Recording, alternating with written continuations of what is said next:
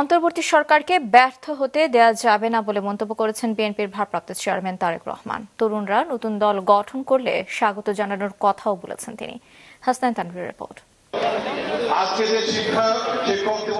রাজধানীর ইঞ্জিনিয়ার্স ইনস্টিটিউশনে বাংলাদেশ শিক্ষক কর্মচারী ঐক্যজোটের এই সমাবেশ বিএনপির প্রতিষ্ঠাতা শহীদ রাষ্ট্রপতি জিয়াউর রহমানের ৮৯তম জন্মবার্ষিকী উপলক্ষে। সারা দেশ থেকে আসা কয়েক হাজার শিক্ষকের পাশাপাশি বিভিন্ন রাজনৈতিক দলের নেতারা অংশ নেন সমাবেশে। তারা বলেন, গেল ১৫ বছর আওয়ামী লীগ প্রশ্ন ফাঁস, নিয়োগ বাণিজ্য সহ নানা অনিয়মের মাধ্যমে শিক্ষাক্ষেত্রের ব্যাপক ক্ষতি করেছে।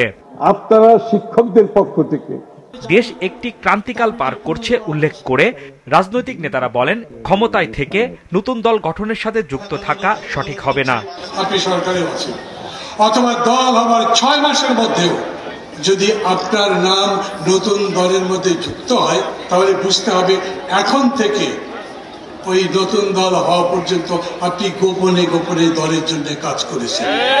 প্রধান উপদেষ্টাকে জিজ্ঞেস করতে, আপনাদের এই পথটা যদি শেষ না হতো কেমন হবে আপনি বলুন। আমরা এই পথের সমাপ্তি চাই, আমরা একটা সুষ্ঠু অবাধ নির্বাচন চাই। আমাদের আন্দোলন চলমান। লন্ডন থেকে ভার্চুয়ালি যুক্ত হয়ে বিএনপির ভারপ্রাপ্ত চেয়ারম্যান তারেক রহমান বলেন, তরুণরা নতুন দল গঠন করলে বিএনপি স্বাগত জানাবে, তবে দল গঠন করতে গিয়ে সরকারি সহায়তা নিলে সেটি জনগণকে হতাশ করবে। অতীত থেকে বেরিয়ে এসে তারুণ্য নতুন পথ রচনা করবে, তবে কোনো প্রশ্নবিদ্ধ পথে নয়। পথটি অবশ্যই হওয়া উচিত স্বচ্ছ এবং স্বাভাবিক।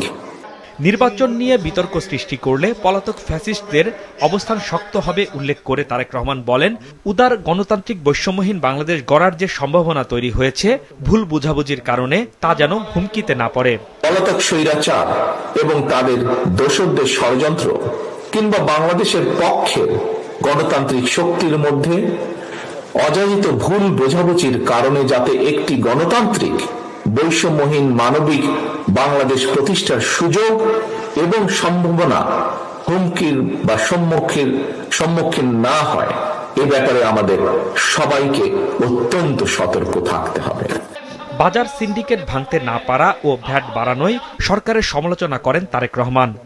বিএনপি সংস্কার এবং নির্বাচন দুটোরই পক্ষে, দুটোই অত্যন্ত জরুরি। সংস্কার নাকি নির্বাচন, কেউ এমন উদ্দেশ্য প্রণোদিত প্রশ্ন নিয়ে কূটতর্ক করার অপচেষ্টা করেছে। আমরা যদি দেশের বিরাজমান পরিস্থিতি দেখি, তাহলে কিন্তু সেটি ভিন্ন। দেশের কোটি কোটি পরিবারের কাছে এই মুহূর্তে নির্বাচন এবং সংস্কারের চেয়েও গুরুত্বপূর্ণ হচ্ছে সংসার পরিচালনা করা। অন্তর্বর্তীকালীন সরকারের সঙ্গে বাংলাদেশের পক্ষের গণতান্ত্রিক শক্তির মধ্যে কোনো বিষয় নিয়ে ভুল বোঝাবুঝি কিংবা অযথা কূটতর্ক আমি সময়ের অপচয় বলেই মনে করি। বৃহত্তর স্বার্থে জনগণ সরকারের অনেক ব্যর্থতা মেনে নিয়েছে উল্লেখ করে সরকারকে আরো ধৈর্যশীল হওয়ার আহ্বান জানান। হাসনাইন তানভীর, মাছরাঙা সংবাদ, ঢাকা।